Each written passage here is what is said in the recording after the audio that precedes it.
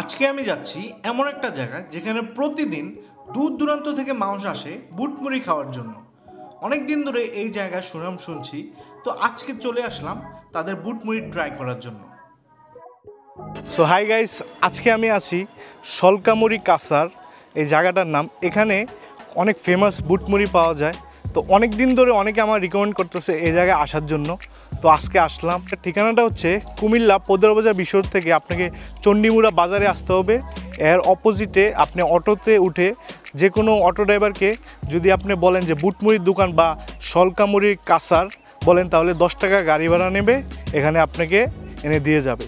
তো রাস্তার সাথেই তাদের দোকান। অনেক দিন ধরে এই বুটমুড়ির সুনাম শুনতেছি, তো আজকে ট্রাই করে দেখবো যে আসলে কি বুটমুড়িটা কি এতই ভালো নাকি শুধু সুনামি।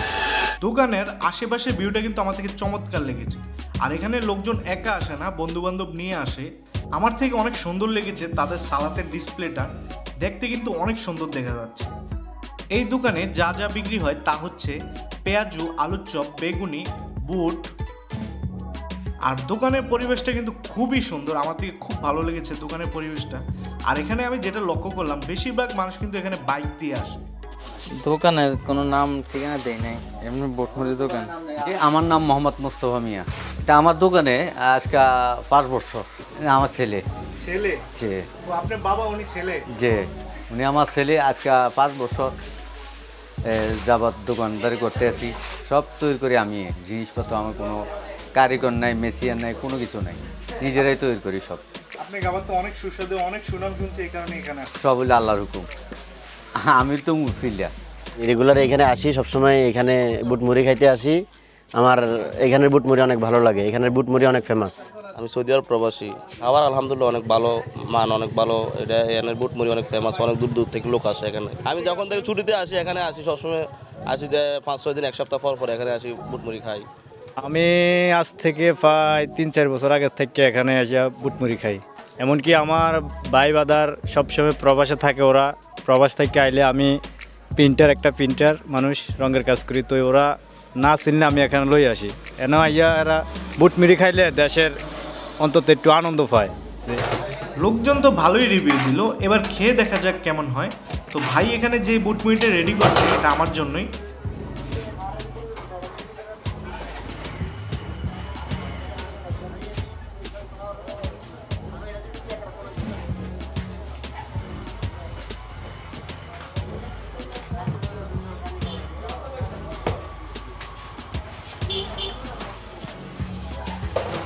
তো নিয়ে নিলাম 100 টাকার বুটমুড়ি।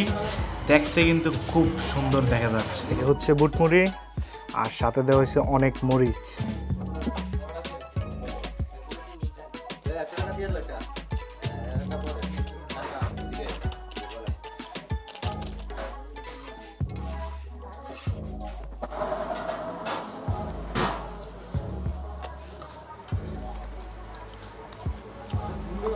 এটার মধ্যে সরিষা ইউজ করা হয়েছে মুড়িটার মধ্যে, মানে খাইলে একটা তেজ তেজ একটা ভাব পাওয়া যায়। সরিষার একটা তেজ থাকে না, তো এটা কিন্তু ভালোই লাগে।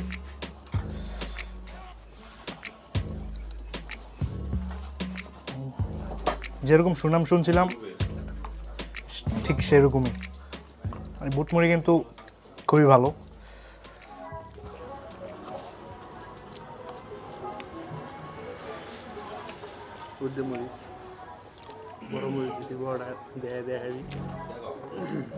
আচ্ছা, মরিচ দিয়ে খাই।